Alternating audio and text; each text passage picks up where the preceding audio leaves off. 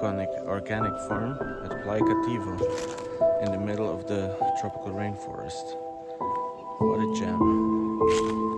All fruits and vegetables are grown on property. Wow. How many eggs they produce? Right now, we brought them like 3 months ago, so they're like really in their best time. So we get 95 to 100 eggs per day. Wow. Yeah. The ginger plant.